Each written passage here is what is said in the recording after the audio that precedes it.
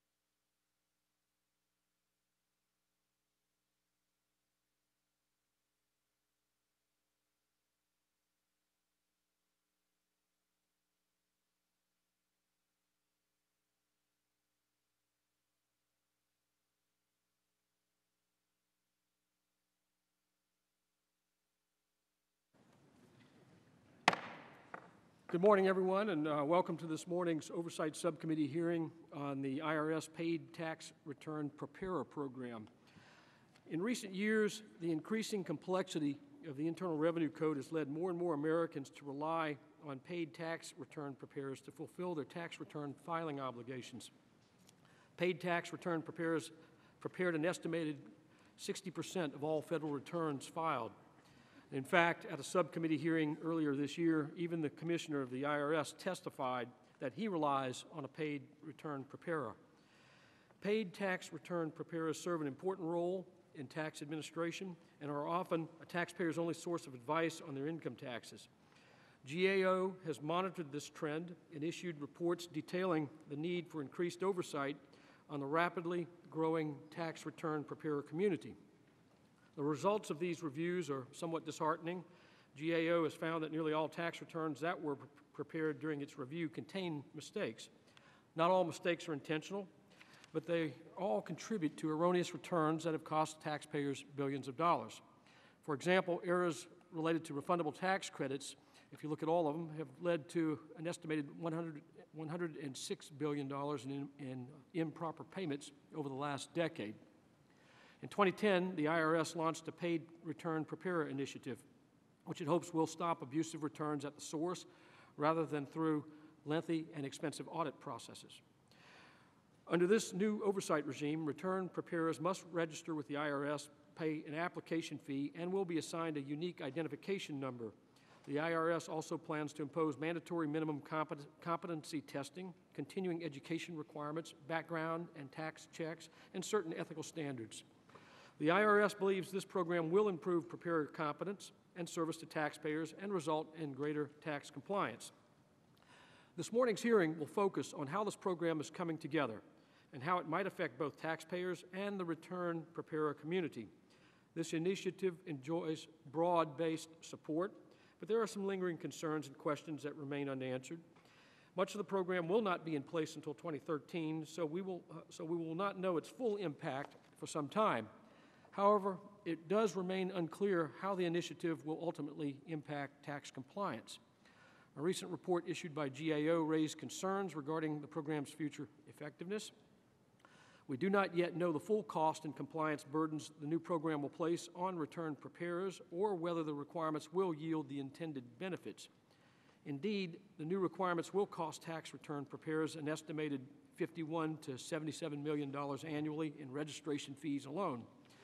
This does not include the additional cost associated with taking the competency examination and continuing education.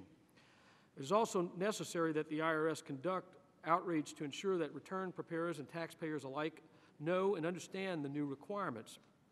Without an effective public education campaign and enforcement plan, some argue that little progress is being made at reaching preparers that pose the greatest compliance risk. And we do understand there are challenges with that, but this will be one issue we can examine.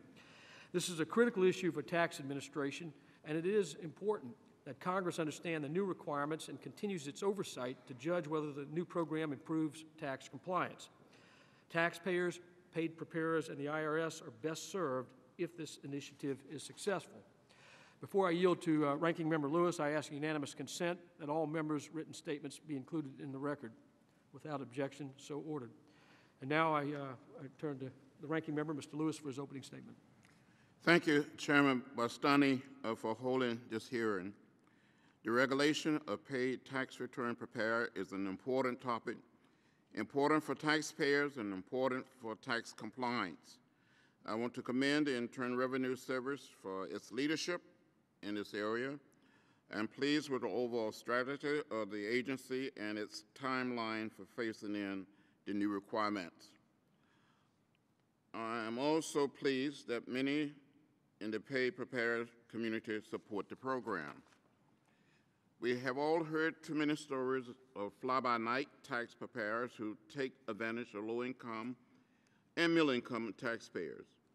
Have long believed that regulating tax preparers will protect taxpayers by making sure that persons who are paid to prepare returns are knowledgeable and trustworthy. I also believe that regulating tax preparers will enhance tax compliance. The new requirement will allow the IRS to provide more oversight of preparers. This will allow the agents to detect patterns of fraud or simple errors and take steps to remedy the problems and protect taxpayers. In closing, I want to thank our witnesses for being here today. I look forward to your testimony and any recommendation you may have for protecting taxpayers and educating them about this necessary program. Thank you very much, Mr. Chairman. I thank the gentleman for his statement. We will now turn to our first panel of witnesses. I want to welcome Mr. David Williams, who is Director of the IRS Return Preparer Office, and Mr. Jim White, who is Director of Strategic Issues with the Government Accountability Office. I want to thank both of you for being here today and for the work you're doing on this.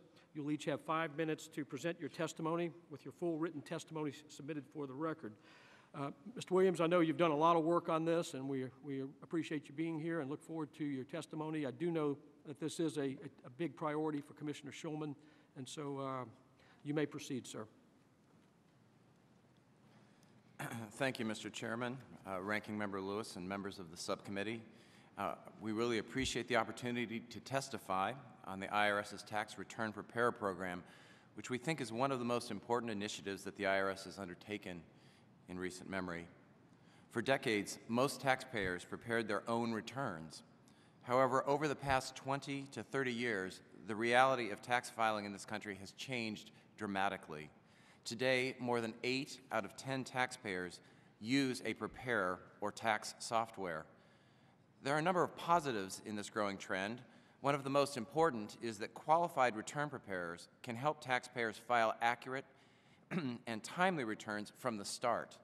Working with the taxpayer, they can prevent inadvertent errors, which can save both taxpayers and the IRS precious time and resources, and keep taxpayers' interactions with the IRS to a minimum, which I think many taxpayers will prefer.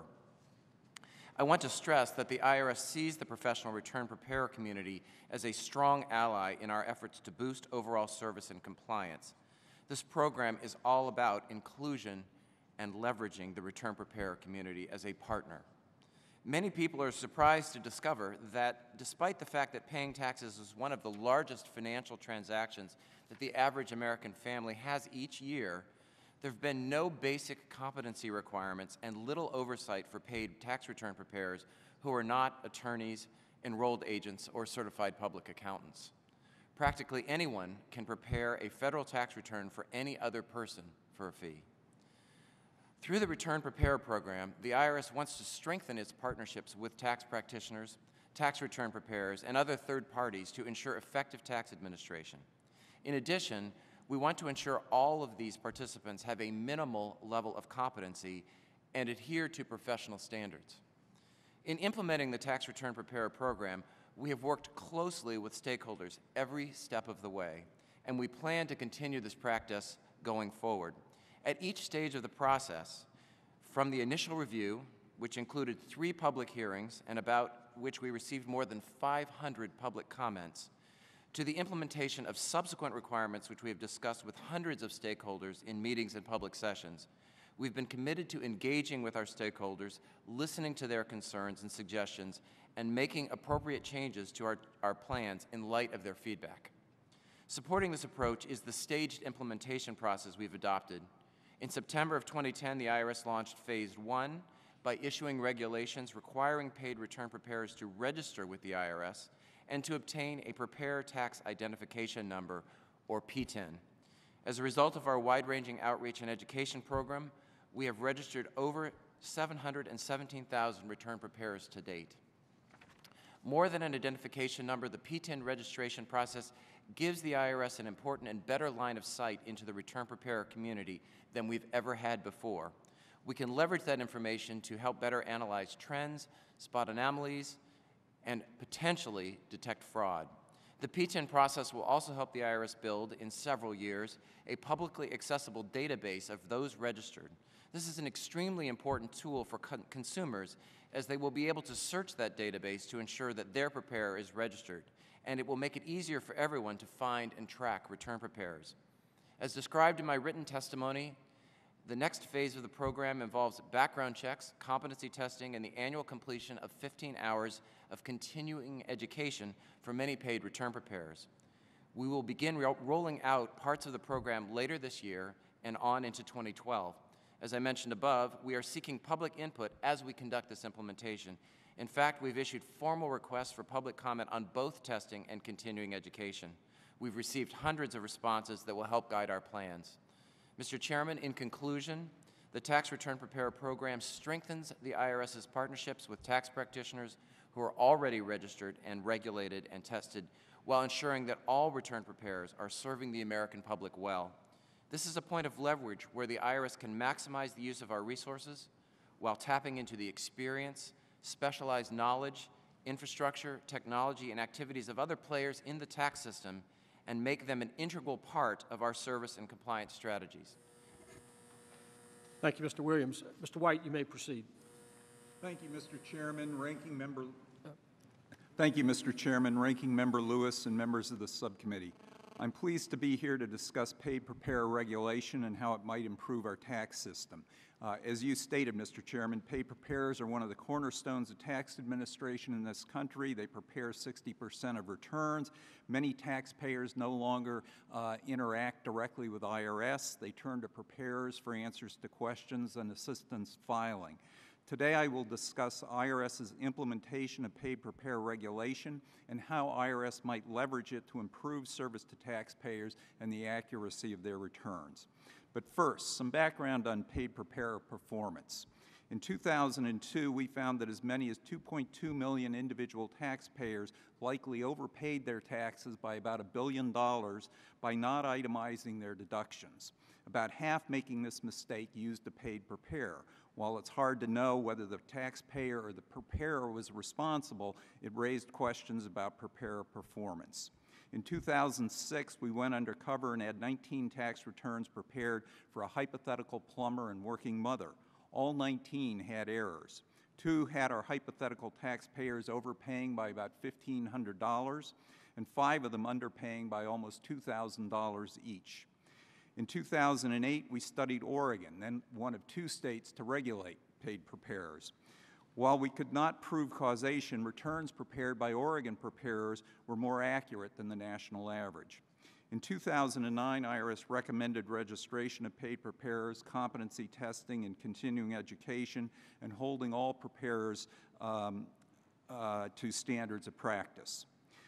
Now, I will discuss IRS's implementation of the recommendations. This year, IRS required that all paid preparers register and get a preparer tax ID number, or PTIN. Even this seemingly modest step has benefits. It will give IRS a more accurate count of the number of paid preparers. As of this month, as Mr. Williams just said, IRS says 717,000 paid preparers have registered. IRS has a proposed timeline for the other new requirements. Next is competency testing. It will start later this year, with current preparers having until the end of 2013 to pass the test. Initially, IRS is using a soft touch to enforce the new requirements, encouraging preparers to register with outreach and education.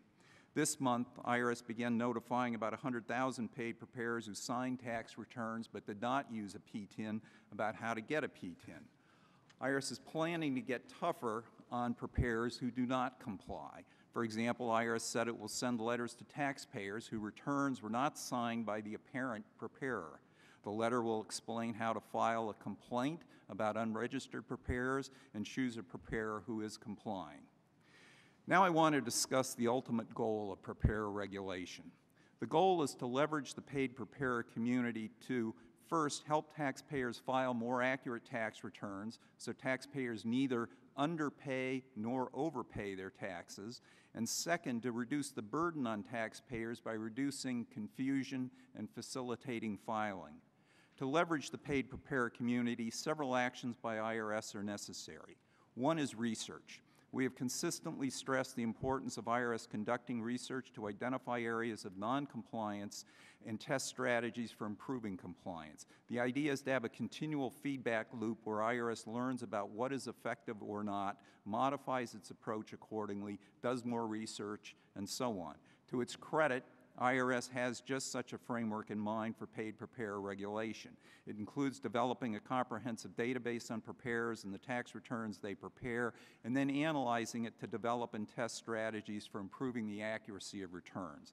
Likewise, IRS wants to measure the effects of the new strategy of the new testing and continuing education requirements on tax return accuracy. However, as of our March report, IRS had not documented its research and assessment framework. This matters because one of the other actions necessary to successfully leverage paid preparer regulation is buy-in from preparers. Without a documented framework, it is not easy for preparers who bear the costs of the regulations to tell what they are supposed to be buying into. Some members and officials of paid preparer organizations told us the new requirements will only be worthwhile if they result in improved compliance. In our report, we recommended that IRS document its framework, and IRS agreed. I will close by noting the potential for paid preparer regulation to be part of a fundamental rethinking of IRS's approach to assisting taxpayers and ensuring compliance. Combined with other efforts such as systems modernization, more pre-refund compliance checks, and innovative uses of information returns, paid preparer regulation could help improve taxpayer compliance while reducing both the compliance burden on taxpayers and IRS's costs. That concludes my statement, and I'd be happy to answer questions. Thank you, Mr. White. Mr. Williams, when you were designing the paid preparer program, did you look at the existing programs? We're aware that Oregon, and I think Mr. White referenced the Oregon program with improved results with that one. California has a plan in place. There are companies that have worked in this area and have fairly extensive plans. Can you describe to what extent you looked at these existing plans? Yes, Mr. Chairman, we did. And in fact, we conducted a 6-month review of not only what was going on in states, we did a small look at other countries. We had 3 sets of national hearings, which we heard specifically from Oregon and California. We heard from tax practitioners, big companies, small companies. We talked to consumer groups. We sought public comment. We got over 500 public comments that gave us insights into the way in which other states had done it, what had worked, what had not, and we built and designed the program based on that input and feedback.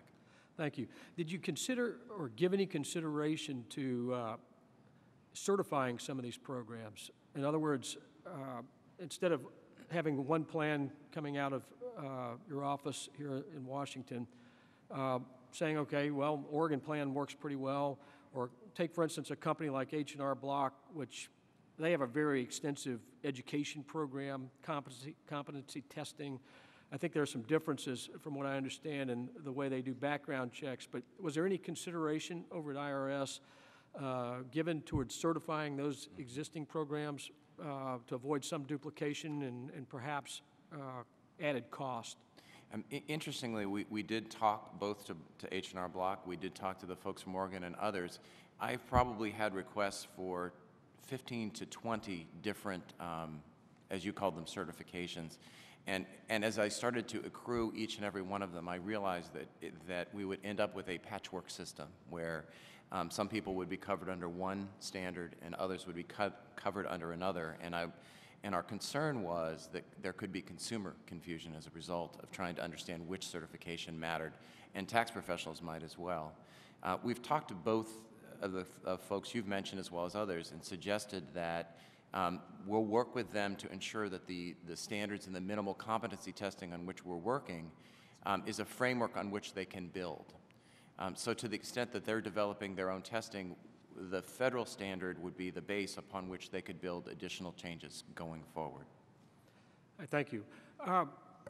Mr. White, can you tell us more about how GAO conducted the study where you referenced the errors that were found? Were they in favor of the tax preparer or the taxpayer? Give us a little more detail on that. It was, as I said, we created hypothetical taxpayers.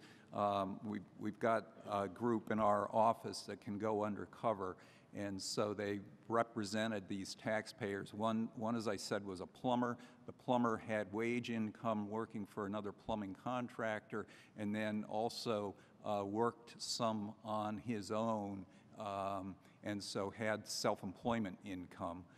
We reported all of that to the preparers. Our other case was a hypothetical working mother. She had 2 kids. She had a job, some wage income from that, but she was fairly low income and eligible for the Earned Income Credit. We laid out all the facts to the preparers. We picked 19. They were from various large chains, And as I said, in all 19 cases, there were some mistakes. In a number of those cases, the mistakes were substantial. Some favored the government, some favored the taxpayer. So the underpayments were as large as $2,000. The overpayments in 2 different cases were over $1,500. Thank you. For both of you, one final question that I have. 2 of the most problematic types of paid preparers are ghost preparers, those who are paid to prepare returns but do not indicate so on the return itself. What have been, and then also what have been called fly-by-night preparers, who may open up shop for a month out of the year and then they're gone once the questions arise about the return or the taxpayer is audited. I know it's early in the process. This is a preliminary hearing to sort of gauge how things are going, and we're going to have to do more to benchmark success. But can both of you give us some indication of how we're going to address those 2 problems? Start on that, and then I'll. Yeah. One key, Mr. Chairman, is an ongoing process of research. You're absolutely correct. Right now, the service does not have a complete picture of how they can leverage paid preparers to improve service to taxpayers and compliance by taxpayers by working through preparers. And it's not a bad thing that they don't have a plan right now for that. What they need to do is what they've said they're going to be doing, putting together a comprehensive database that will include information about preparers, combine that with information about the tax return those preparers prepare, and that's one vehicle. There are others as well, but they need to learn from this sort of data about what the nature of the problem is, develop some strategies, and then collect data, monitor the effectiveness of those strategies, and modify the strategies as they learn more about what's working and what's not working. There are going to be some surprises going forward on this, and so it's going to be a continual process of learning and adjusting.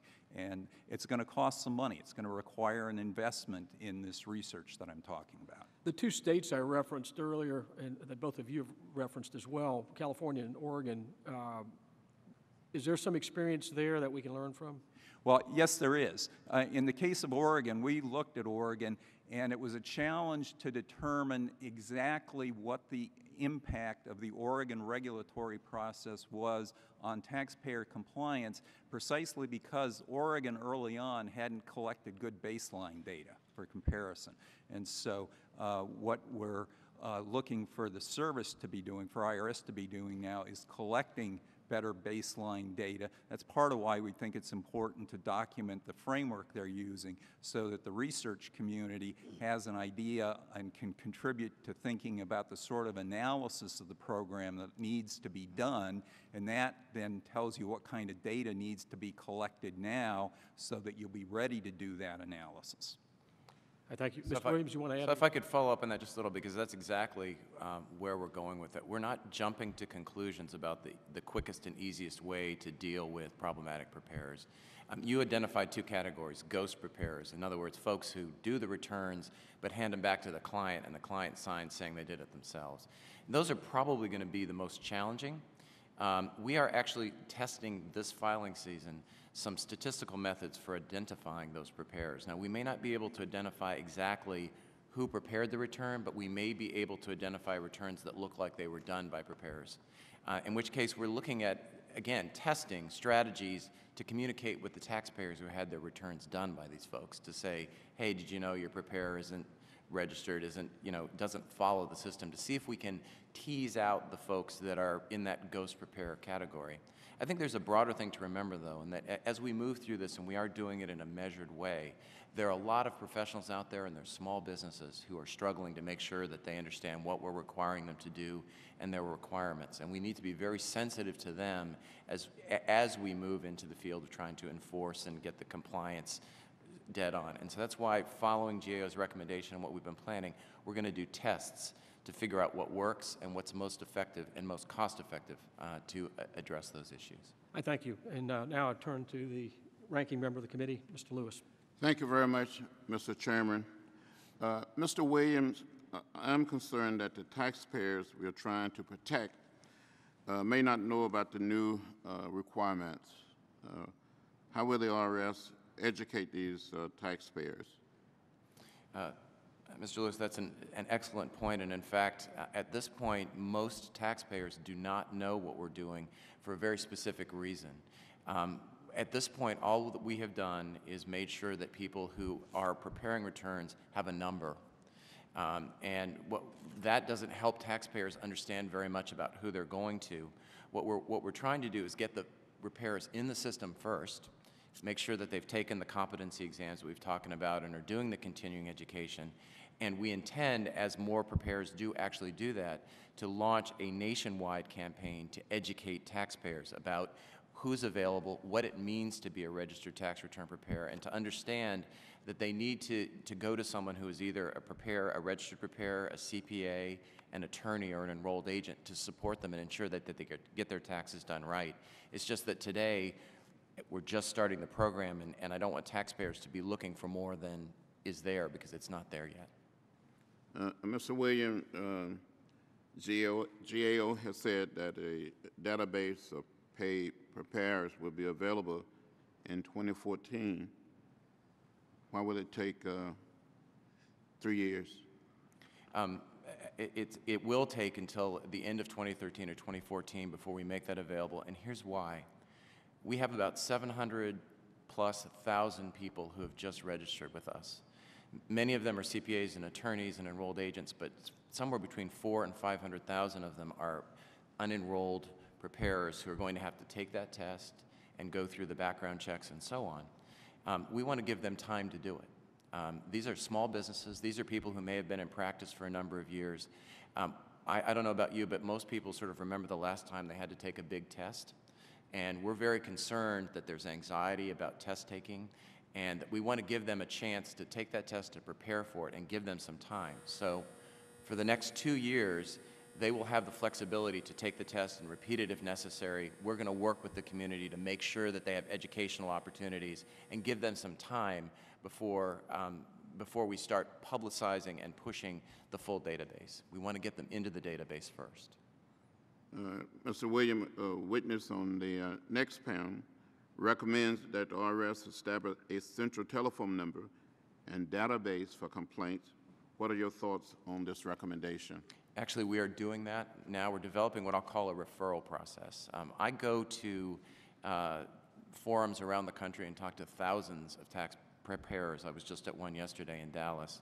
And they will come up to me and say, you know, I know this person down the street who is working out of his garage, or I'm cleaning up after he does returns and then the clients have problems.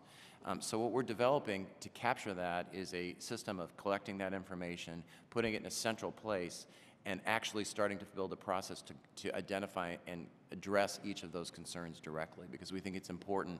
Those are one of our best sources of referrals, and that's a good place to start if there are problems. Yeah, thank you very much. Now, Mr. White, how would you grade the IRS on the preparer's plan or strategy so far? What we've said in our report is that they've done a pretty good job implementing this so far. We had one recommendation, and that was that they actually document this framework. And I call it a framework rather than a detailed plan right now, because this framework's going to evolve over time. But we think it's important that that be documented, because one of the keys to success of this whole effort is paid preparer buy-in. IRS is looking to work with paid preparers to help taxpayers get better assistance than they've gotten in the past, and to file more accurate tax returns. So it's a matter of working with them, enlisting their help in this. That's the ultimate goal of this. Mr. White, your testimony noted that the IRS planned to make available a database of paid preparers in 2014. This seems so far away. Is this a reasonable timeline? I think the way Mr. Williams described it, it's reasonable. I guess what I would add to that is one thing, since this database is going to be available to the public, and the intent is it be used by the public to find preparers who are registered, it's very important that it be user-friendly. And so I think testing the database, testing how the access to the database works, monitoring the way it's used once it's set up to determine whether, in fact, it is user-friendly, is as user-friendly as it could be. Thank you very much. Thank you, Mr. Chairman. I thank the gentleman. Ms. Jenkins, you're recognized. Thank you, Mr. Chairman. Thank you for being here. In your written testimony, Mr. Williams, you stated that the IRS sent out more than 10,000 letters to tax preparers with completed returns containing common errors. The letter included an enclosure that reminded them of their responsibility to prepare accurate returns. The IRS also personally visited 2,500 of the preparers who had received the letter. First of all, can you share with us what some of the common errors were that you found on the tax return? Secondly, has the IRS set any benchmarks for improvement regarding those common errors that were currently found? And then finally, what sort of expectations might you have for this program to accomplish in regards to these types of common errors? So a couple things. First of all, what the most common error and the one on which we focus a great deal of our effort is the earned income credit. As you've heard probably in other hearings and mentioned earlier, there's a large erroneous payment problem with the earned income tax credit. And it's the result of a variety of things. It's people, taxpayers themselves who don't understand the rules and are not sure how to prepare, or they're preparers to do this. It's a result of preparers not understanding the rules and not being precise in following the requirements. And so much of what we see is erroneous claim for the earned income credit. And so one of the targets in terms of identifying preparers and those that we sent letters to is exactly that kind of error, refundable credits in particular. In terms of establishing benchmarks, the initial 2 years of doing those visits showed us that we were building some data that tells us how well those preparers were doing. And we are actually following them in subsequent years to see how well they do with regard to the accuracy of the returns they prepare in the future. I think we're going to learn from that whether there are better ways of identifying problematic kinds of returns. And you mentioned the visits as well. Those visits take time. They can be intrusive. And my objective, using the data that we're going to get from the Return Preparer Initiative, is to make sure that we are not visiting someone if a letter that reminds them they need to pay more attention to a particular area is sufficient to get them to improve their compliance. In other words, we need to figure out the best way to encourage preparers to comply before we start knocking on their doors and doing some of the other more intrusive things that we can do to get their attention. Okay.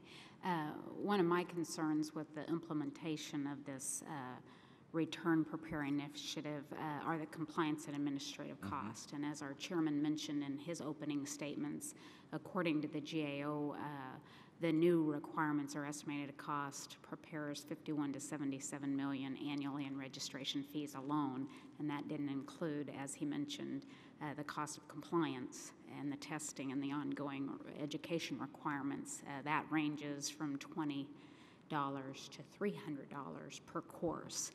According to the March 2011 GAO report, the IRS is planning to conduct a first review of the PTIN registration user fee in the summer of 2012. So for Mr. Williams, have you made any progress on the review, and can you share any results? Do you anticipate that you will be able to lower these costs, and what is your reasoning for requiring registration on an annual basis rather than perhaps on an every 3 year? So we have begun the review. We haven't finalized it. We're basically entering the first half of our second year in the program. So I think it's premature to tell you that I can lower the fee. I can also tell you, though, that is our objective. We are very sensitive to imposing costs on small businesses particularly. One thing to keep in mind, the P10 designation and all of this actually attaches to the individual, not the business. So it becomes a credential that he or she may carry with him or her wherever they go. Our objective in all of this is to ensure that the program is funded at an appropriate level through the user fee. And I talk to preparers about this because it means something that I don't think they've thought about, which is we owe them something for this service. We owe them service. We owe them a level playing field. So your discussion about compliance, I think, is very important. When I talk to the small businesses who are doing preparer work, they're concerned that they've got competitors down the street from them who are not following the rules, who are preparing poor returns, hurting taxpayers, and that they are not on a level playing field. And so one of our objectives with that user fee is to figure out the most cost-effective way to improve compliance with people who are either not complying with the rules, or among those who are but are really not paying attention, figuring out cost-effective ways to get them to do better in their practice. And that's part of the experimentation and research that Mr. White was talking about, figuring out whether there's a way, and I'll give you one example. The continuing education requirement does impose some costs on preparers, but I can also see a scenario where one of the ways in which we might improve people's compliance, in other words, the accuracy of their returns, is saying, hey, we've taken a look at some of your returns. You're having a problem in this area. Some of your continuing education should be directed to this kind of thing. So we don't have to impose penalties on those folks. We need to be looking at ways of getting them the right education to improve their service to the taxpayer. Okay, thank you. I yield back. Thank you, Mr. Chairman. Thank you. I know, Mr. Becerra, you've had an interest in this issue for quite a while, and you're recognized for questioning. Thank you, Mr. Chairman, and thank you for holding this hearing. I appreciate that very much. It's a follow-up on some good work that's been done in the past, and I'd like to begin my 5 minutes by first recognizing and commending Commissioner Schulman and all the folks at the IRS, the professionals at the IRS. I also want to commend the folks at GAO who've made it possible for the IRS to work with you to try to figure out how to best navigate this. I think this was long overdue, but I appreciate the way that you've handled this more than anything else, because it seems like most of the paid tax preparer community is on board, which is not typically the case when it comes to wanting to deal with the IRS. And so I think you're doing something very good here, and not just good, but right. And I hope that you continue moving methodically, but with all due speed, so that we can implement what are regulations that most Americans would say they wish they had in place, we had in place for quite some time. I can't tell you how many Americans have come up to me in the past and said, you know how much money I lost because I went to this guy and he said he could prepare my returns and I was going to get X amount of money back, and I was really happy. Lo and behold, then the IRS starts auditing me. It just goes on. And these are folks who are middle class, modest income families for whom a $500 bill to have these forms prepared was significant, but then to have the IRS breathing down their neck because they didn't do it right is even worse. So thank you very much for what you're doing. Mr. White, let me begin by asking you a couple of questions. I believe the IRS had initially estimated that there would be somewhere between 900,000 to 1.2 million paid tax preparers in this universe of folks who did tax returns. So far, we've gotten over 700,000 preparers who've come forward and registered. Is it your belief that there is still a significant universe of people out there who are performing tax preparer services for money who have not yet come forward to register? Yeah, there are. I don't know how many.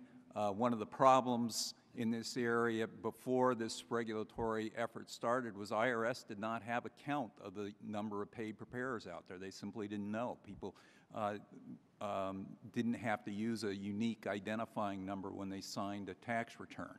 They could use a variety of numbers. So this gives them more information about the preparer community than ever in the past, and it's not just the number that's important. It's really information about the types of preparers, how they comply with how they fill out returns, the accuracy of those returns. Part of the vision for the future here, I think, is getting to a point where IRS, almost in real time, by analyzing the data coming in, would be able to identify preparers that are preparing inaccurate returns, communicate with them during the filing season, and get the errors fixed so that more taxpayers don't run into the sorts of problems you've identified. Because you're exactly right. If you underpay your taxes, IRS is going to come after you and charge you penalties, and you're in worse shape. Yeah, and so what we want any American taxpayer, any consumer who's watching or listening to this hearing to understand is that not every person who professes to be a preparer of tax returns with the talent and the experience to do it has yet come forward to the IRS to identify themselves.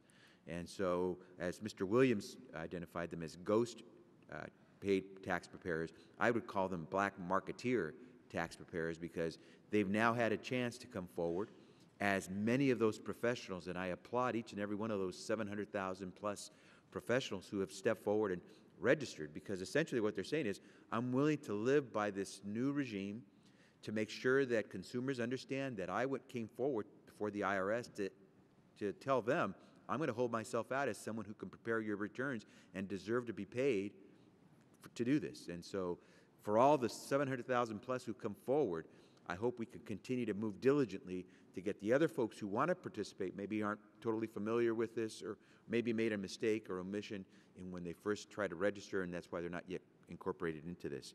I hope we also do some work, as was done based on the questions that were asked earlier by the chairman and the ranking member, on just educating the consumers so that they understand what's going on here. We're trying to help them be able to be better shoppers of those who are going to give them a professional service. I often cite the case of notary publics. I'm from Los Angeles. Lots of immigrants in LA. In a lot of countries, a notary public is tantamount to an attorney. And so they have the same, they can perform some of the same services that attorneys do in their home countries. They come here, they see these notary publics, they hold themselves out as being able to provide legal services. They pay these notary publics a ton of money. Before you know it, these individuals find out that these notaries couldn't do anything for them, but they're out thousands of dollars. That notary public scam that goes on by that small universe of fraudulent notary publics should not be what we find happens here with paid preparers. We've had a lot of good paid preparers who've come forward, and they, as professionals, deserve to know that we, as the federal government, the IRS, will move forward diligently to make sure that we respect those who came forward as professionals and bring in as many as we can as quickly as possible who want to be professionals, but then go after with a vengeance those who are the black market preparers. Mr. Chairman, thank you for the time. I thank the gentleman. Mr. Paulson, you're recognized. Thank you, Mr. Chairman, also for holding the hearing. I want to follow up a little bit on that line of questioning, just to ask Mr. Williams, will taxpayers be able to look up a particular P10 holder's history? Is that something that taxpayers are going to be able to look up themselves? For example, let's say that return preparer A has been fired from H&R Block or some company for stealing taxpayer information or something similar egregious. Does the employer have a duty at that point to inform the IRS, or will the IRS do anything about it, and will taxpayers be able to find out that information from an accessibility standpoint? Mr. Paulson, we will make available through this database the information that we can make public about preparers that we possess. And by the way, when I talk about this database, it will include the registered return preparers we're talking about here, but we also intend to list CPAs, attorneys, and enrolled agents who want to be part of that. And we're going to work very closely with those communities to make sure that taxpayers understand the differences among them. What we will not have access to, and I'm not sure that we could legally put on the database, would be information about disputes between an employee and an employer. That would not be something that we would know about. What we would know about, though, is if there were problems with the tax preparer's work and that preparer had been disciplined. And if that preparer had been disciplined in an ethical sense under the Office of Professional Responsibility, which oversees ethical practice, that is public information. It occurs today with regard to CPAs, attorneys, and enrolled agents. We actually publish that, and that information would appear on the database as well. Okay, and then in terms of the accessibility of the information and making it available to the public, it's my understanding, and I don't think we covered this yet, Mr. Chairman, but the IRS plans to have information on those that have registered for the P10s available online later this year. Can you give us some more specifics? Not later this year. So is that going to 2014? That's going to be the one that we'll deploy toward the end of 2013. Okay. We'll have a full registry you can look up. Can you give some more specifics on what will be on that website? For example, is it going to list just the name, the business, the address, and the profession, whether a CPA, they're an attorney, they're an enrolled agent? You just covered most of what's going to be on the database. In other words, the name, contact information that they want us to provide, the credential that they've received. And we'll also spend some time on that database having an explanation of what it means to be a registered return preparer, a CPA, an enrolled agent. or an attorney so that folks understand the distinctions. We will, if there's been a disciplinary proceeding that's public, that will also be noted on the database. So it'll be a place where you could look up someone in your area if you wanted. So you'll be able to search it by geography, for example, or you may want to search by credential. It isn't going to provide intimate details about the preparer's practice, but basically that they've been admitted and here's how you can contact them. So you anticipate a search function, as you mentioned? Absolutely. Okay. And you wouldn't need the name of the return preparer to run a search. You could search it by geography. That's right. You could look in a number. So if you wanted to, if you had just moved to someplace and you wanted to figure out, I need someone to prepare my taxes, you could look at somebody in that jurisdiction or even that zip code, for example. Okay. And Mr. White, let me ask this, because I think the subcommittee in the past has explored the tax code's growing complexity, and certainly the full committee has brought up this subject as well in terms of the complexity and fairness, simplicity. But the taxpayer's advocate has testified before the committee just that there have been something like 4,400 plus tax law changes just in the last 10 years alone, and Americans spend an estimated $163 billion trying to comply with the tax code. Would you agree that the code's complexity overall is what's playing a role in some of the problems that the paid return program, preparer program is designed to address in the first place? Yes, that's a point we've made repeatedly. The complexity of the tax code and particularly changes to the tax code. When there's a new provision, that's something that taxpayers then have to relearn and preparers have to relearn.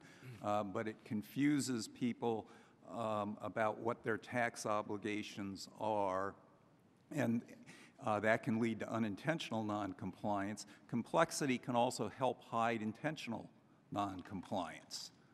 Because it's harder to find with the tax code and tax forms being as complex as they are. Well, Mr. Chairman, I think this just goes to the heart of the discussion we're having today is, we'll often, I think, have a review of some of these new layers of programs that get added on, but hopefully the committee is going to further address the complexity issues so that individuals that end up relying on paid preparers or tax preparing software won't have to do that, and we can make it a lot simpler and a lot more confident, and then people won't have to worry about the black marketeers or the ghost writers, et cetera. So with that, I yield it back. I thank the gentleman. We, as you know, we're doing tax reform, and the complexity of the code is a huge issue. And as the IRS comes to us for more resources and the complexity grows, at some point we have to reach a balance on all this. Mr. Marchant, you're recognized. Thank you, Mr. Chairman. One of my large concerns has been in the past that we've had testimony before the committee that in the last few years alone, $106 billion has been refunded to taxpayers, and they were refunded, and they were improper refunds. Money was claimed, it was returned. We've heard that a big amount of those mistakes were done by tax preparers, and many of the false claims were actually, in my belief, instigated by the preparer and not the taxpayer. Has there been any kind of a database developed where you're looking at chronic, where you're looking at people that have been, let's take the earned income tax credit, are you tracing back farther than just the person who was affected by the return? And are you aware, in the case of a fraud, where you're going after the taxpayer for fraud, is there a further step being taken? Are you aware of who the preparer is? In fact, yes, we actually have a whole program. We were talking earlier about the letters and the visits that we've been doing for the preparer community, and part of that has actually been driven by our experience at identifying the preparers that are perpetuating bad earned income credit returns. We have actually, we literally will identify a set of people who have taxpayers who filed returns that are erroneous, and then you look at them and you realize they were all done by the same preparer. Or in the case of ghost preparers, as we've been talking about earlier, no one signed the return, but there are enough patterns in them that suggest they were all done by the same person. So we actually will at that point try and zero in on that preparer and actually address the fraud that they're perpetuating. That's been going on for a couple of years, but I think with this program, we'll have a lot more information to figure out who's doing what, how much they're doing, and where they are, and be better at effectuating compliance to help ratchet down on those erroneous payments you were talking about. Is the $50 fine, is that the maximum fine for anyone that's caught? No.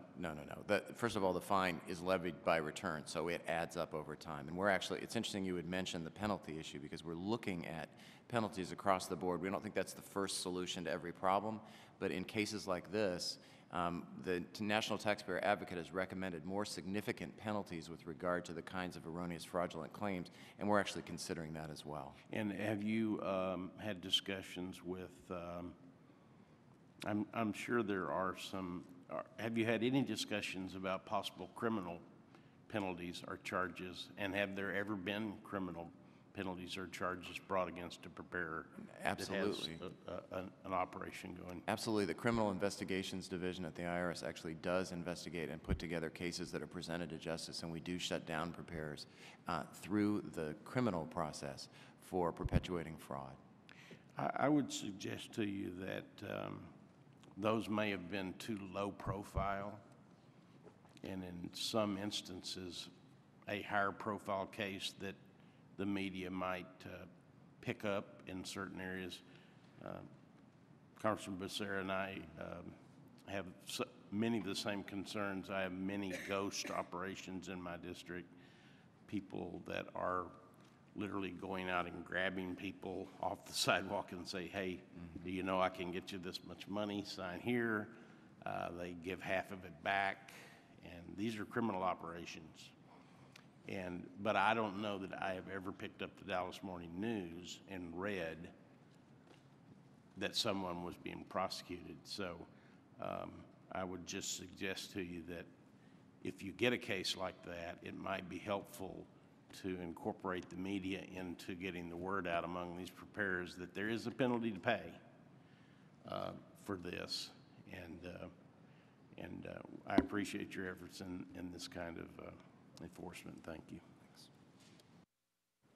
I thank the gentleman. Mr. Reed, you're recognized for questioning. Thank you, Mr. Chairman. Thank you for the testimony today to the witnesses. I come from a district in New York. A lot of people think New York's a big city all the way across the state, but the part of my district, my part of New York, is a rural area.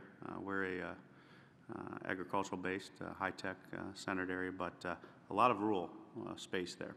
So I'm interested in your thoughts from either of you as to how to address the logistics of complying with the testing and the locations, the physical location. How are we going to address the rural areas to make sure that this requirement is not an excessive burden on them?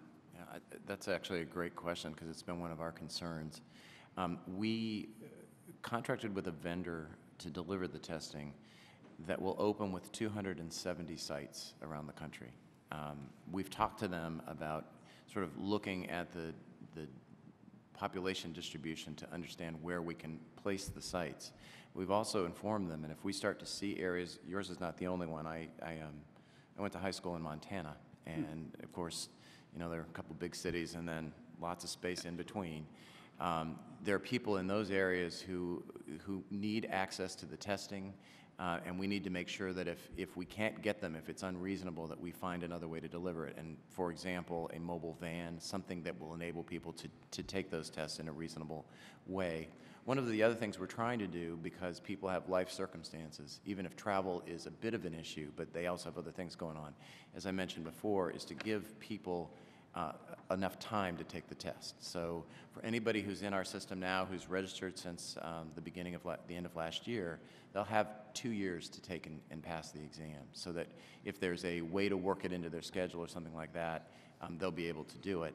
And we're going to monitor this very closely to make sure that if people are having problems getting access in your district or in other areas, that we find a way to address that. Has there been any discussions or thoughts about using technology, electronic, internet, that type of vehicle? So initially that was my solution to the whole thing. We'll do it online and you could do it from home.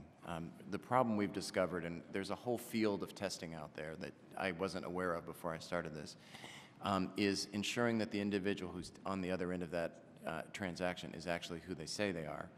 We work with a company called Prometric. They administer a lot of different kinds of exams. They administer between 9 and 11 million nationally and internationally every year, and they do it for a variety of different people.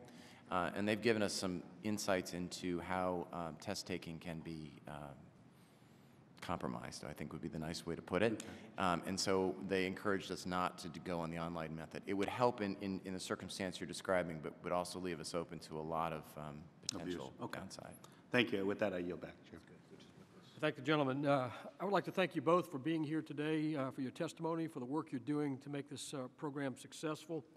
Please be advised that members may have additional questions that they'll submit, which will be part of the record, as well as any answers you provide.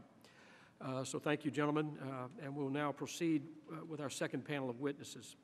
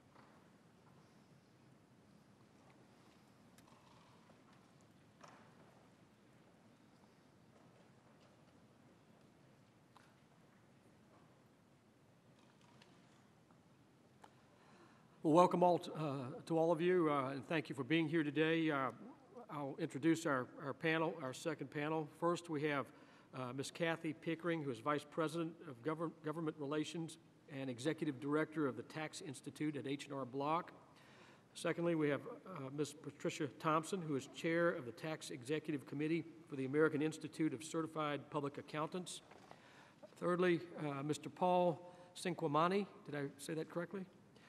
Who is Director of Member Services, Business Development, and Government Relations for the National Association of Tax Professionals.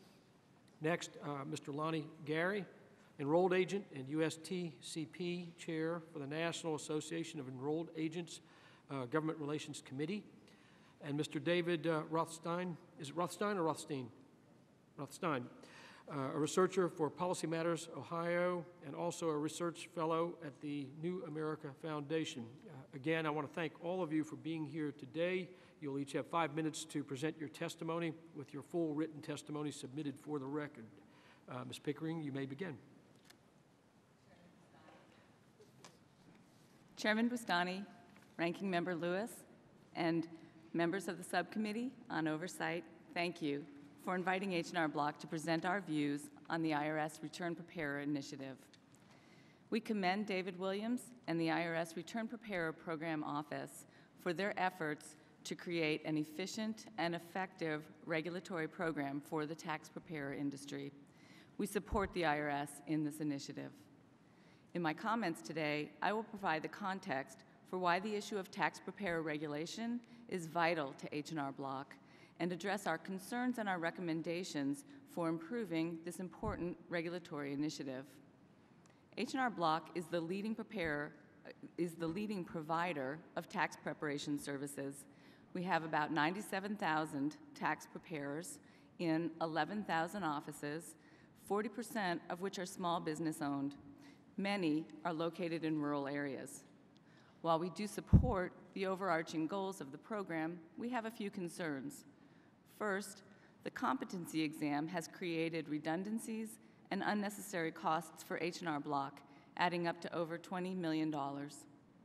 H&R Block's process for training and quality control has been the industry gold standard for 39 years. Our tax preparers, at a minimum, must take our 84-hour basic income tax course, receive a passing grade, pass a criminal background check, and in addition, complete at least 24 hours of continuing education each year. The IRS program will only require 15 hours of continuing education annually.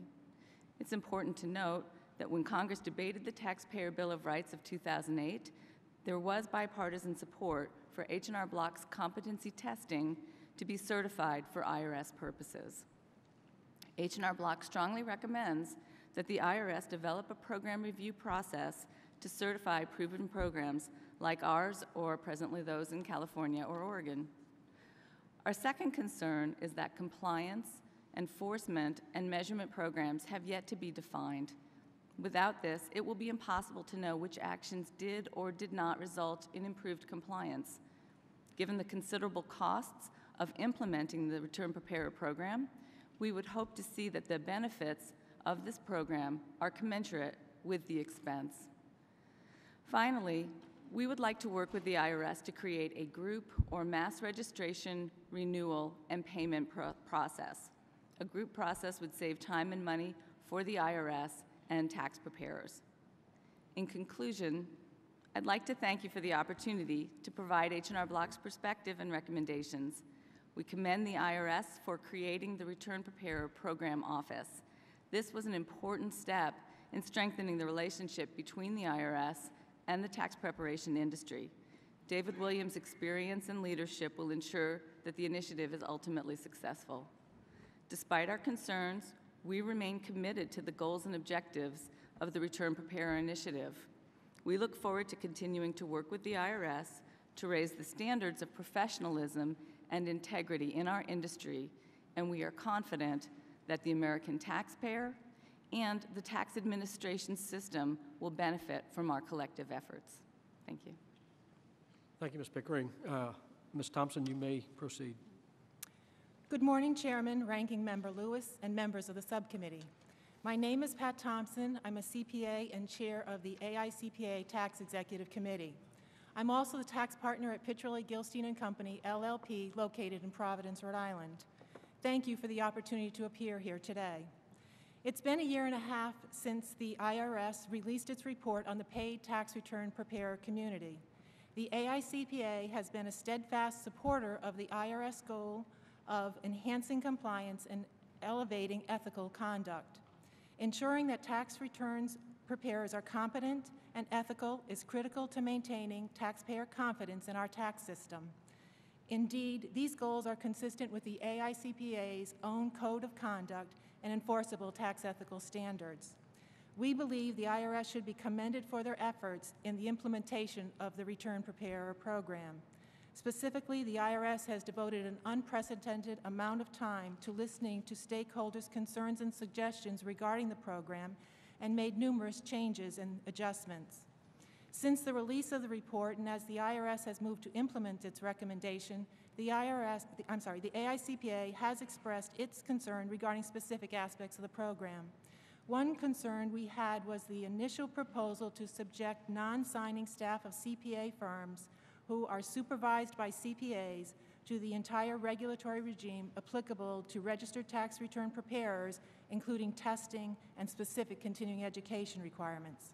However, we believe the changes adopted by IRS in Notice 2011-6 confirm the service's recognition of the inherent regulatory regime within which CPAs and other Circular 230 legacy practitioners already practice, as well as the fact that CPA firms must stand as a matter of licensure behind the work done by its members and employees of the firm.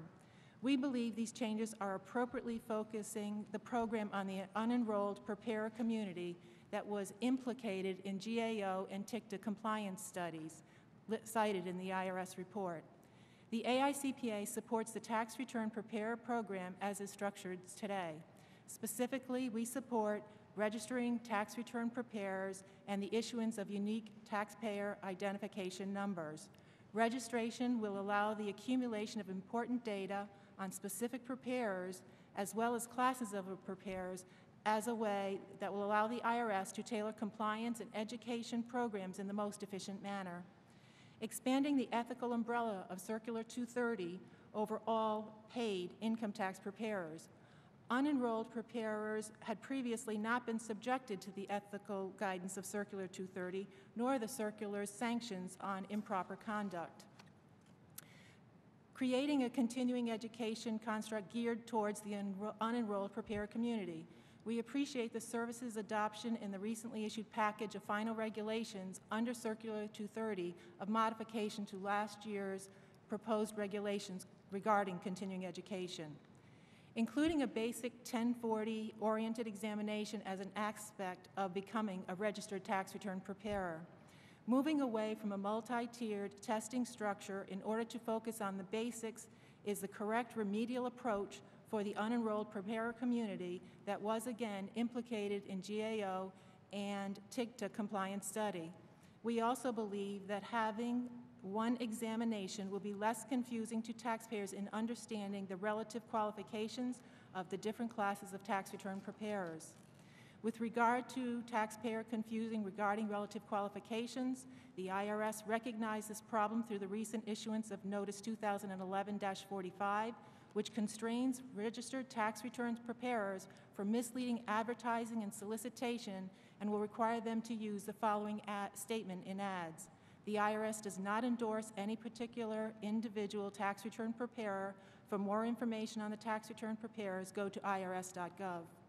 We are confident that the IRS website will contain the additional information that taxpayers will need to make appropriate choices concerning selection of a tax advisor. We also believe that any public database developed by IRS that is designed to serve as a lookup function where taxpayers may search for their preparer should be structured to mitigate any taxpayer confusion regarding relative qualifications. We are pleased with the work the IRS has undertaken with regard to its tax preparer program and want to emphasize our overall support. We share the service's interest in improving tax administration and protecting the tax-paying public. We look forward to working with the IRS as they continue to implement the program. Thank you again for the opportunity to testify, and I'd be happy to answer any of your questions. Thank you, Ms. Thompson. Mr. Cinquemani, you may proceed. Thank you, Mr. Chairman. Chairman Boussané, Ranking Member Lewis, members of the subcommittee, we thank you for the opportunity to speak to you regarding our thoughts on what we consider to be the important issues stemming from a review of the Return Preparer Review recommendations. The IRS is following most recommendations on publication 4832. Long-term plans more detailed than that have not been made available to stakeholders. We know for certain, though, that before December 31 of 2013, affected tax preparers will have to be registered, suitable, tested, and educated, or they will not be permitted to continue as tax return preparers. NETP is pleased that the process has led out with registration.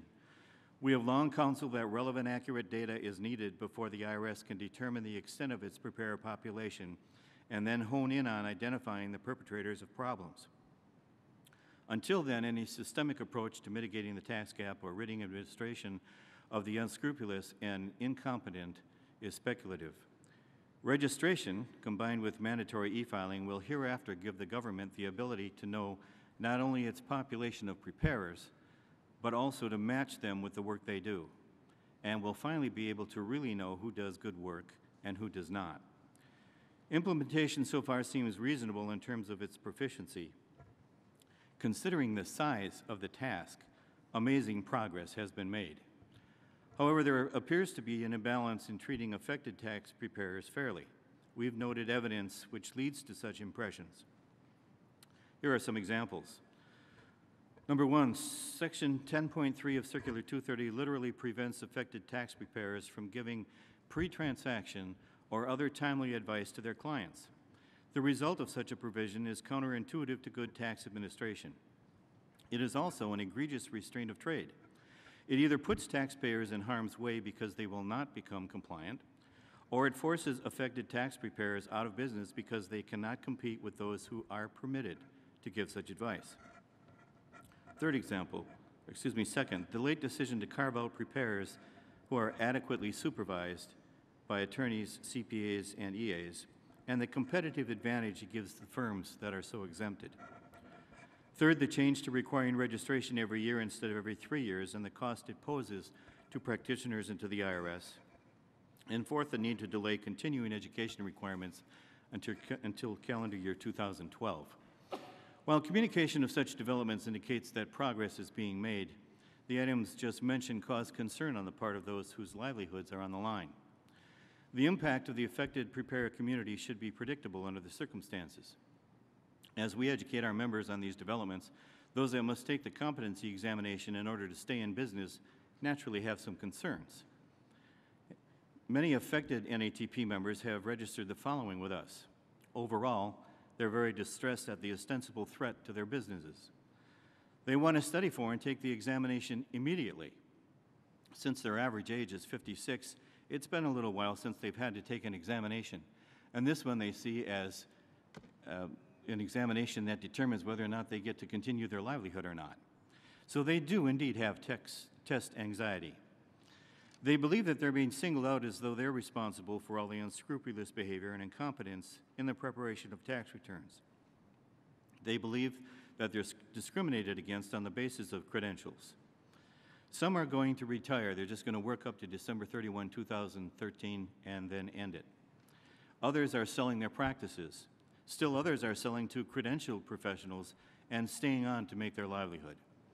And for some, the restraint of trade provisions in revised Circular 230 were the last straw. They talk of taking to the courts. NATP is concerned that the tax administration system will be harmed by a loss of capable preparers that provide for the current compliance enjoyed by the system.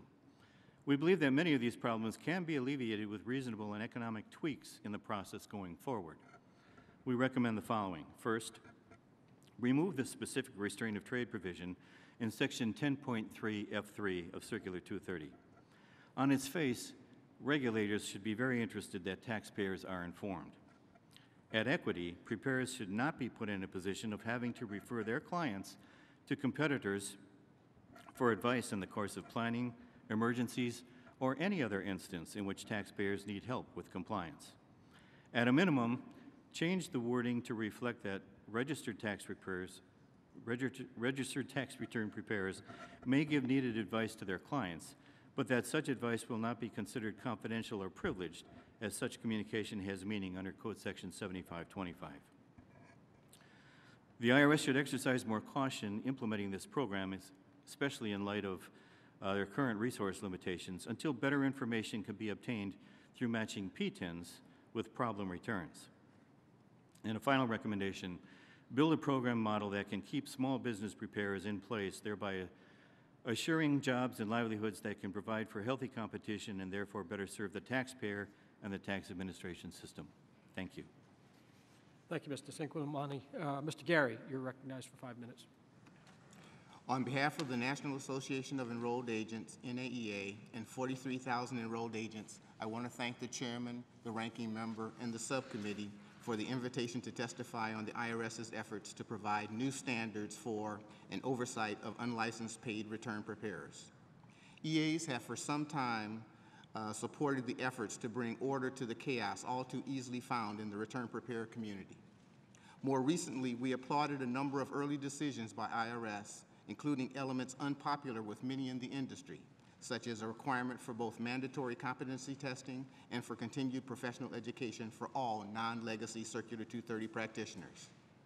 Clearly, IRS has kept its eye on the prize, protecting taxpayers by adopting a variety of taxpayer safeguards, establishing an IRS process for disciplining preparers and placing the Office of Professional Responsibility in charge of ethical behavior, using the existing penalty structure for failure to sign a return and/or failure to provide a valid PTIN, and relying on registration fees to cover program administration and enforcement. EAs believe self-funding is essential for ensuring adequate resources for full program implementation. Our main area of concern, however, is that the registered tax return preparers will be tested only on the most basic elements of individual income tax returns, but be permitted to prepare all income tax returns. Those who have taken a basic test would be able to market themselves as qualified to meet all tax preparation needs. Such an outcome protects only a portion of the tax-paying public, and frankly, we don't understand why IRS insists on protecting some taxpayers, but not those with the most complex returns. We believe the taxpayers and the tax community are better served by the basic proposition that tax returns should only be done by a preparer who has shown competency through testing on that particular return. IRS could achieve this by creating a tiered credentialing with a limited credential, the registered tax return preparer, and unlimited credentials, EAs, CPAs, and attorneys. Under a tiered system, Legacy Circular 230 practitioners would be authorized to prepare all tax returns as under the current system and would be granted unlimited practice before IRS. The newly credentialed would demonstrate competency on basic individual tax issues by passing an augmented Part 1 of the special enrollment exam, and then be granted authority to prepare the basic return along with limited representation authority. IRS could enforce this regime simply through computer matching of PTINs to the type of return. We believe that without a tiered approach to credentialing, small business taxpayers in particular will suffer unnecessarily. We suggest it is reasonable to hold paid preparers responsible for the special compliance issues associated with small business taxpayers. I close by touching on two issues of great importance: promotion and enforcement. IRS must continue to reach out to all segments of the paid preparer community to explain what is expected going forward into the next filing season. Nothing demonstrates this better than the fact that IRS recently identified roughly 100,000 return preparers who failed to comply with the new PTIN regulations and for the 2011 filing season. Even more importantly, IRS must begin now to explain the new oversight rules to the public. Changes of this magnitude are likely to cause confusion among consumers, particularly as some paid preparers are bound to promote their practices in an unfamiliar and possibly misleading fashion. We also remain concerned that many non-compliant preparers will continue to set up shop in certain targeted communities around this country and continue exploiting less sophisticated taxpayers. The public will be our best defense against these individuals, but they must understand that they should only use qualified preparers. The public must also understand the difference between the new registered tax return preparers and the Legacy Circular 230 practitioners. This won't be easy, but it is necessary for the integrity of this process, and it needs to start now. Promotion alone is not enough. The significant effort IRS is expending on preparer oversight will be for naught absent a credible enforcement apparatus. Both taxpayers and qualified practitioners need a single point of contact at IRS to refer instances of suspected noncompliance. The service must be prepared to pursue and punish to the full extent of the law parties who continue to prepare returns outside the new regulatory framework. I thank you for allowing the National Association of Enrolled Agents to testify today, and I look forward to your questions. Thank you, Mr. Gary. Mr. Rothstein, you may proceed. Thank you, Mr. Chairman. Chairman Bustani, Ranking Member Lewis, and members of the subcommittee, thank you for giving me the opportunity to testify on behalf of Policy Matters Ohio, the New America Foundation, and the National Community Tax Coalition. My research is primarily focused on the financial status and socioeconomic challenges experienced by the millions of low and moderate income tax filers in the United States, and my comments reflect the perspective of those who provide free tax assistance to help these individuals through the VITA program. My testimony today is based upon the following four premises. One, low and moderate income tax filers need and deserve high-quality, affordable options with regards to tax preparation assistance. The costs and approaches of paid tax preparation services should be transparent and easy for consumers of such services to understand. Several exemptions related to the new paid preparer regulations were established in response to issues raised by the paid preparer industry itself. And number four, there are several implementation challenges that can be easily modified or resolved so that the process can best serve working families moving forward. Let me start again by commending the IRS for undertaking this large effort of regulating, educating, and tracking paid tax preparers. This process is critical for both the tax preparation sector and millions of clients who use their services. The overall goal was to increase tax compliance and ensure that taxpayers were knowledgeable, ethical, and skilled. The registration process, in our view, is crucial to track problem tax preparers, prevent the loss of income and revenue from inflated and poorly prepared returns, maximize the intent and delivery of refundable tax credits, and allow consumers to comparison shop with full information in the marketplace. That being said, we continue to have concerns about the registration process and the interpretation of guidelines related to this initiative. We have some suggestions today that we believe can help. One concern relates to the delayed registration of some 100,000 paid tax preparers with the IRS. Additionally, the data from this past tax filing season confirms that an extremely high number of fly-by-night paid tax preparation sites set up for a few weeks, charge high fees, and complete subpar and error-riddled returns. At worst, the preparers are totally disingenuous, targeting elderly and low-income filers and selling them unnecessary services related to transferring funds, recovery rebates, and exaggerated refunds and Social Security claims, even after tax season. A recent wave of claims have suggested that several companies have misled consumers by imitating the IRS or associates of some fashion. The damage in terms of taxpayers' faith in the tax preparation sector has been significant, and these continued abuses fly in the face of this new registration program. The consumer community is concerned about enforcement not just after these occur, but in preventing them before they occur. A second issue of concern for taxpayers relates to who is covered by the regulations. To be clear, we strongly believe that anyone who the client thinks is a tax preparer should be registered and required to complete continuing education. The guidance from the IRS on this is helpful, but we are concerned about how it will be enforced and monitored. VitaSite clients commonly report to us that when they have engaged the services of certain paid preparers, generally the fly-by-night ones, the bulk of their return is typically completed by one person where tax law informed knowledge is necessary, and when the return is signed by a paid preparer at the end, they barely look at the return at all. Or worse, the return is not signed at all. We implore the litmus test of who the client thinks is doing their taxes be used as a benchmark in some fashion. Additionally, we think it is vital that the test for certification be no less stringent than the existing individual 1040 section of the enrolled agent's exam. A third issue surrounds promotion and outreach for this new program. The majority of low and moderate income families are unaware of this new registration requirement. They do not understand what these credentials mean and how this program matters to them. Consumers need to know which preparer can do what services for them and what credentials are required by preparers to perform such services. Finally, a fourth issue of concern is transparency around process and cost. Over the last decade, for several reasons, the price of paid tax preparation has steadily increased. Most of the time, total price is not provided to them until the return is completely prepared. Under this new program, we suggest a disclosure and transparency process which provides a baseline of fees and costs associated with preparing the return. The fees do not have to be universal, but rather an estimate for comparison purposes to understand the fee structure upon completion. Additionally, there needs to be a centralized toll-free phone number and database for complaints, which Mr. Williams addressed earlier. Similar to researching a housing contractor or auto repair facility using the Better Business Bureau, taxpayers should be able to research their tax preparer for type of registration, education, credentials, and performance. In sum, we believe this regulation process for paid preparers is needed and appropriate. We appreciate the opportunity to testify before you on the consumer perspective related to paid tax preparation. I'm happy to answer any questions. Thank you, sir. Thank you. I have a question for all the panelists.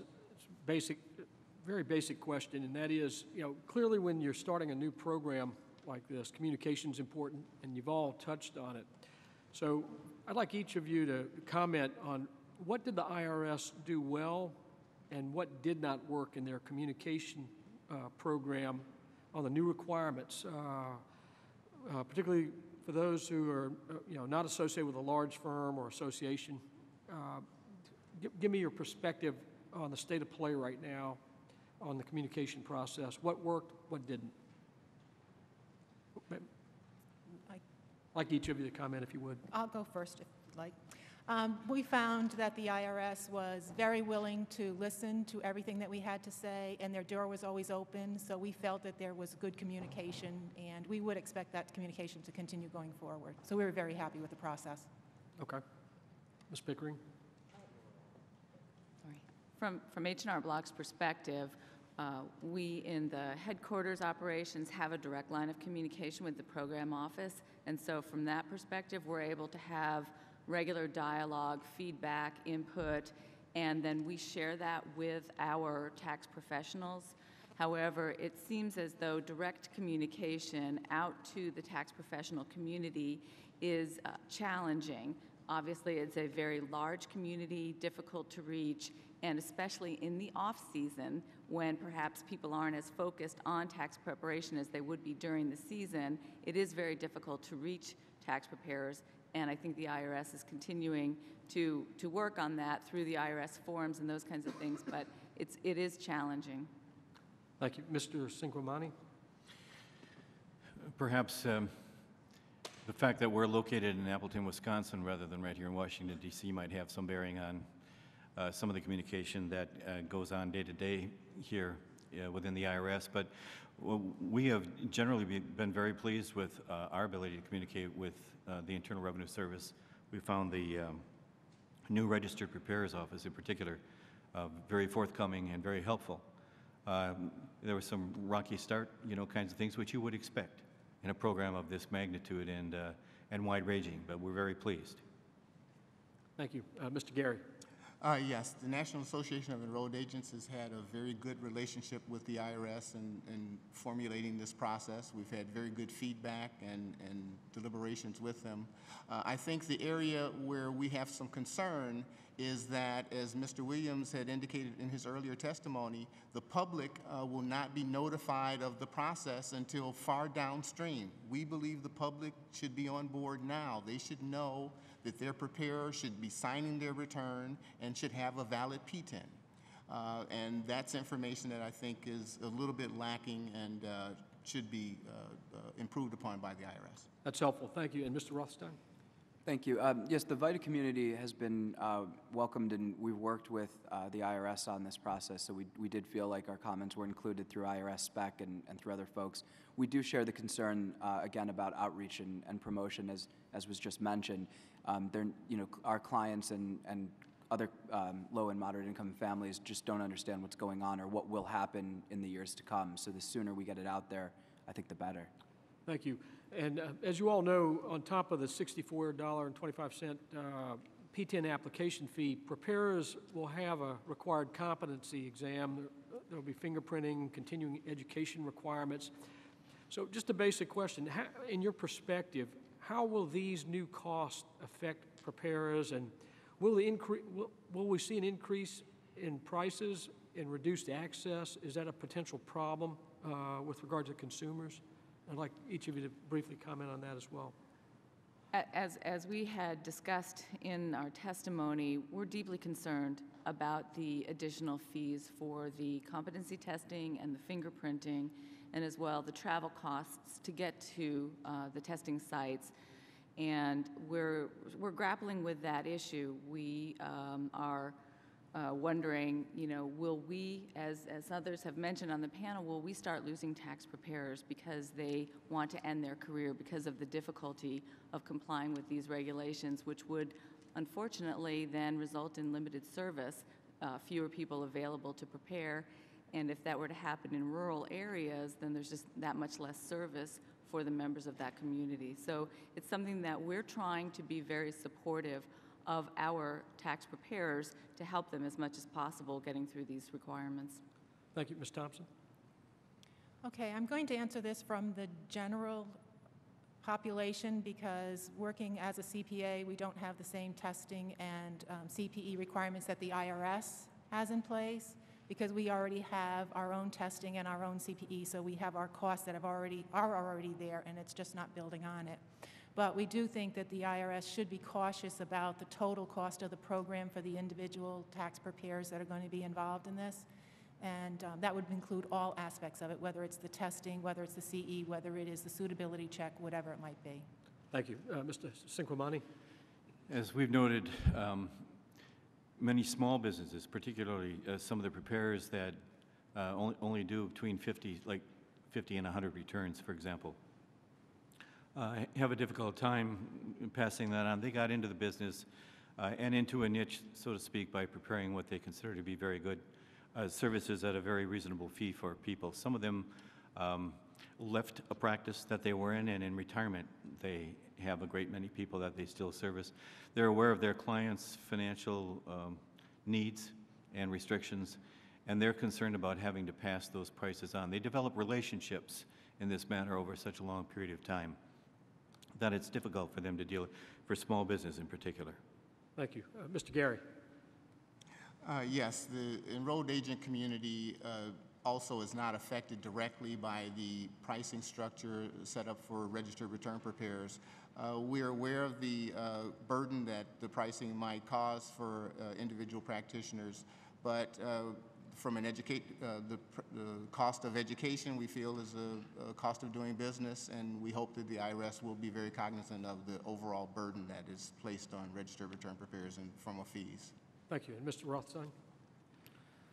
Yeah, we would share the same concerns about increases in prices, but at the same time, we feel that we'd weigh more heavily on knowledgeable and ethical returns, and would agree that the cost of doing business, would supersede that. Thank you. Mr. Lewis. Thank you, Mr. Chairman. I want to thank each one of you for being here today. Just listen to your testimony and reading your biographical sketch. I want to thank you for all of your great work in this area. Mr. Rothstein, I want to ask you, I think you made it clear, I think 4 of you at least, made it very clear that you support the program as presented by the IRS.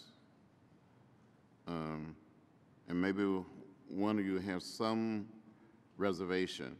But, Mr. Rothstein, why is the program so important? Thank you, Mr. Lewis, for the question.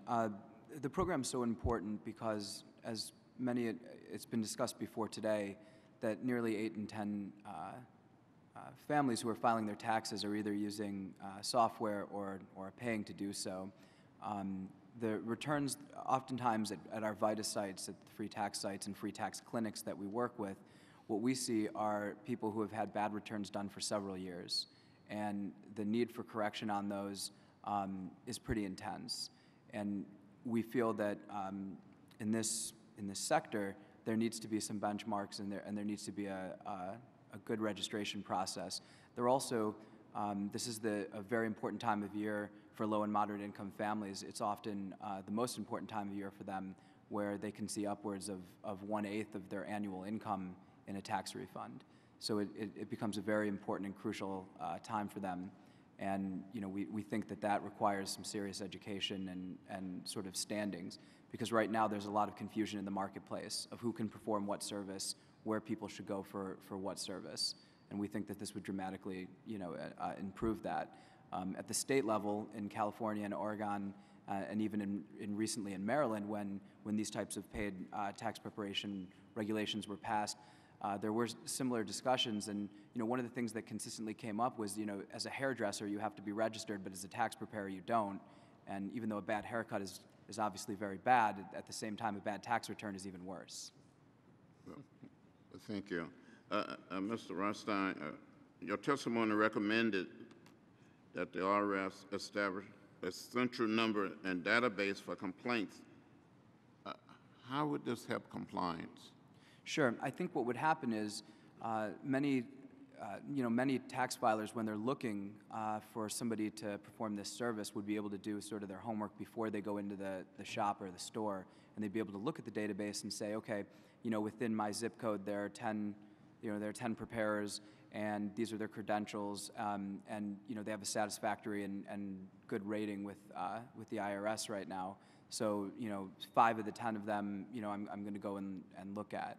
But right now, there's really no way to do that. You don't know as a consumer before you walk into the store, what kind of service you're going to get. Thank you, Mr. Gary. Now, I believe you traveled the greatest distance to be here, all the way from California? That's correct, sir. From Northern California? Yes. Okay, well, thank you so much for being here. Do you think the average taxpayer understand the program? Taxpayer, no. Actually, I don't think the average taxpayer understands the program at all, and that's because the IRS has failed to do outreach to the public. Right now, there's a significant number of people that go to, I think as Congressman Becerra pointed out, the ghost preparers or the, I forget, the black market preparers. There's a significant number of tax returns that are filed where a preparer has been paid for their services, but they do not sign the tax return and have not obtained a valid P10. So I think with outreach to the public and making the public aware of their requirement to get a qualified tax return preparer in order to do their tax return is vital. But thank you very much. I thank each one of you for being here. You've been very helpful. Thank you, You're back, Mr. Chairman. Thank you, Mr. Lewis. Ms. Jenkins. Thank you, Mr. Chair. Thank you for having a second panel, and I would like to thank our panelists for all taking time to be here today. Ms. Pickering, in your written testimony, you raised the issue of working with the IRS to create a group P10 registration renewal process as a way to simplify the administration of the new requirements. Can you describe how this group registration would function, how it would save time and money for the IRS, and what it would mean for your individual tax preparers? Thank you. Let me start by describing the process that we went through this year to register our tax preparers. As I mentioned, we have 97,000 tax preparers, a portion of which are enrolled agents. And so for them, as well as all the others, we needed to ensure that their P10s were applied for. So for our tax preparers, not all of them have computers at home and internet access. Not all of them have credit cards. They have varying differences in terms of how their personal situations are. So we would arrange what we called registration parties. And in the fall, we invited all of our tax preparers into the offices so that we could provide access to computers, access to the online systems, and then use our corporate credit card to pay for their registration. It was important to us to support our associates, and so we were paying for their registration as well. This consumed a lot of time and energy around an action that simple. We also had to modify our internal systems, our payroll, human resources, and tax preparation systems, so that we could have internal controls to ensure that our associates all had P10s, and so that when they were preparing their returns, the P10s were all registered as well. With a group registration process, we would be able to renew, register, and create a file, ideally, that we would send to the IRS, and they could, through a batch process, update their files. This is a process that we had actually worked out with New York the prior year, because New York has a state registration system as well, and it was a way to alleviate the extra time and administrative burden that was associated with this very fundamental process. Okay, thank you. I'd be curious if any of the other members of the panel feel like they would benefit from a group registration option. I'm with a staff of 50, and we did have all of the individuals do the registration. They all are in our office every day, so we don't have the same type of issues that an H&R Block would, where they don't have access to the computer. So they actually had it as part of their workday, and we did have to monitor at the end that they did have their P10s and they were ready to go at the beginning of the season. Okay. Anybody else want to comment? All right. One of the goals for testing and tax return checks is to catch bad actors in the tax return preparer world as a means to improve compliance. However, the IRS has not created a clear measurement for taxpayer compliance, and there's no defined compliance and enforcement program yet in place when the bad actors are identified. So I just would like all of you maybe to comment briefly in detail any concerns in these areas and any recommendations that you might have to improve the program in your areas. Ms. Pickering. Well, I'd like to start. We, for example, have commented recently on the EITC due diligence requirements and some of the challenges that we see with that program. Specifically, when the IRS is conducting EITC audits, their audit standards have not been published, and the auditors all have subjective approaches to the implementation of their standards. And so we would like to have published standards that say this is, for example, what the EITC due diligence guidelines and standards must be, and when we're conducting an audit, it must comply with these certain attributes. When we have an objective, measurable standard like that, we will be able to perform to that standard. Okay, any other thoughts? I would think one of the things that Williams had mentioned was the 10,000 letter and the 2,500 office visit. Maybe there is some work that can be done in that area to better target the individuals that are actually the bad actors. That might be helpful. Okay, thank you. I yield back, Mr. Chairman.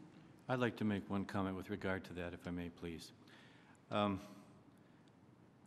think we need to keep in mind here that basically what we're doing is regulating a large population of those who are already compliant, or certainly interested in already being compliant. So that when it comes to looking at those who are unscrupulous and even incompetent, they're flying under the radar of a lot of the systems. And I don't know how the Return Preparer's Office can be held responsible for ferreting those people out. It would seem to me that that would be investigative and enforcement function of perhaps the Criminal Investigation Division of the Internal Revenue Service. Thank you. Mr. Becerra. Thank you, Mr. Chairman, and thank you all for your testimony. Mr. Rothstein, let me ask you a question. I think Mr. Williams in his testimony said that one of the concerns that many have raised, and you being one of them, is that we need to make sure that we establish some form of public database of preparers so we can give the consumer a chance to understand which preparers are in good standing, who's been the bad apple and who's done work right. Is it your sense that IRS is moving forward with that proposal to establish such a database? My sense is that it is definitely in their time frame and framework to do so. We think the sooner the better, obviously, and our hope is that the more data that's available on that database, the better as well. So the sooner the better. The sooner the better. So IRS says they're trying to establish that database. You're not saying no. You're just saying try to get it sooner than later. Absolutely. What about, you have another recommendation about providing transparency and disclosure of paid tax preparer fees in a manner that would be similar to what we see right now with a credit card fee disclosure box. Mm-hmm. Do you know if IRS is moving forward with that recommendation? Representative Becerra, my sense is that I have not heard that being the case. I would follow up with the IRS and ask, but to my knowledge, no, they're not. We can follow up on that. I think that's a good idea, again, to give consumers a chance to understand. It's the buyer beware sort of caution that you give consumers as much information in advance so they can make decisions so we don't have to try to remedy problems later on. So thank you for that. Mr. Gary, quick question for you. Do you think that preparers should be required, these preparers that would get registered, should be required to take the same type of test for preparation of individual tax returns as you and your folks who are enrolled agents do? Yes, I do. I thank you for the opportunity to address that question. And if you can do it quickly, because yes, I don't have much time. The IRS has a proven test for individual tax competence, and that is part one of the special enrollment examination. It would save the taxpayer money. It would save the government money if the part one of the C were used. And I wish we had more time, because I think many people might be watching this and not quite understanding what the difference is between the different types of folks who prepare. You've got CPAs who probably are as skilled and trained as you can find when it comes to someone who could prepare a tax return for you. You've got enrolled agents who are also skilled and have been certified by the IRS. And so you've got a lot of different levels. You've got attorneys who can do this as well. And then you've got organizations like H&R Block who've been doing this for decades. And so it'd be helpful, I think, for consumers to understand what the difference is so they know what they're getting for the money. Mr. Cinquamani, if I can ask you a question. I'm a little concerned by some of your testimony. I appreciate that you're here, appreciate your membership being here, but I'm a little concerned that you make it sound like what we're trying to do through this registration and testing of qualifications might drive someone out of business. You mentioned, for example, the small operation, someone who does 50 to 100 returns in a year. I don't think anyone wants to cause difficulty for someone, especially who's a small businessman or woman who does a few of these. But my understanding is that the fee, the registration fee to get registered for these preparers would be $65. Say you do 50 to 100 of these returns. That's $1 or more or $2 more that you'd have to charge per return if you're one of these preparers who's a small operation. To me, that's a small price to pay to make sure that that consumer going to that small operator is certified. Representative Becerra, the context in which that comment was made with regard to putting people out of business was with respect to Section 10.3 of 3 of Circular 230, which basically states that a registered return preparer cannot give advice except in the preparation of a tax return. Okay. Okay, and I understand that, and I share some of your concern, because oftentimes folks come in with lots of questions that go beyond, here are my documents, prepare my tax return for me. But at the same time, rather than try to, let's move forward working together to make sure that people who are qualified are able to give the advice that consumers need. Agreed. But I think what we're trying to do is finally stop this pervasive underground, I call it a black market operation that's out there. They're open one week and they're gone the next. And a lot of folks pay good money to get good advice. And so all those small guys who do 50 or 100 and keep to what their skill level is and their qualifications are, I want to elevate them. But the guy that goes after that 101st person and causes them to be audited unfairly, we should descend on them with a hammer so hard that they become the example for the rest of the industry. So I hope that you will continue to be engaged in your membership, because I think each and every one of you provided valuable testimony. I thank you very much, Mr. And we're Chairman. very supportive of the process as well. Thank you. Thank you, Mr. Chairman. Thank you. Mr. Reed. Thank you, Mr. Chairman. Mr. Sinquan Mani, correct? Yes. I want to give you an opportunity, because I'm interested in the comment you made about the advice that will no longer be able to be provided. I think you were going to go down that path in response to my colleague's question previously. So what advice would they not be permitted to do after this is implemented? And could you give me some examples of what that type of advice is? Yes. The way it's worded currently, someone can give advice in terms of where someone walks in with a shoebox full of receipts, and you say, well, you take this belongs on this line of the return, that belongs on that line of the return. If someone during the year comes up and says, I want to trade my dump truck for a D9 bulldozer, they're not permitted to give that kind of advice under the provision the way it's currently stated. If someone has an emergency, a death in the family, and they need advice on a final 1040 or 1041 return, you can't give that kind of advice. If someone calls up and has a concern about being compliant over one issue or the other, that's giving advice. And so under these proposed regulations, they would no longer be able to get that particular pre-tax provision. advice and that type of... Yeah, and there's an easy fix to it. And what's the fix? The fix is just to basically say that they can give advice, but that their advice is not deemed privileged as that communication. Attorney-client type Yeah. stuff. Okay. All right, I appreciate you clarifying that for me. The other inquiry I wanted to make of the panel, you heard, maybe you were here when I was asking the agency question about the rural areas. I come from a rural district of New York. Do you see any concerns about impact that this would have on servicing residents, citizens in rural areas of the country, maybe from H&R point of view?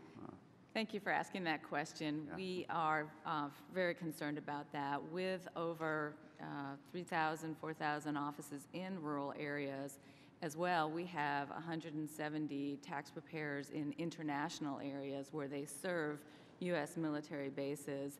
We don't know how it's going to work to be able to get those preparers through the competency examination. We did hear David say that it's something that they want to understand and work on, but it's clearly an area that's of big concern for us. What we don't want to have happen is that we're unable to get our preparers registered, and then as such, we're unable to serve those communities that rely very heavily. So from on your this. point of view, is it legitimate, fair to say that this is a legitimate issue, a legitimate concern, and needs to be addressed, in your opinion, prior to full enactment of these provisions? I would say that wholeheartedly. This is a legitimate concern that we need to address. And then I'm always trying to be practical. Do you have any ideas on how we could address that and solve that issue? Our recommendation would be to let H&R Block continue the program and accept our program, certify our program. As a quill, okay. Any other ideas on how to address that concern from any other members of the panel? Do other members of the panel think that's not a concern? Anyone on the panel? All right. All right, thank you, Mr. Chairman. I yield back. Thank you. I want to thank all of you for your testimony and being patient and answering our questions. Please be advised that members may have additional questions that they will submit. Those questions and your answers would be made part of the official record.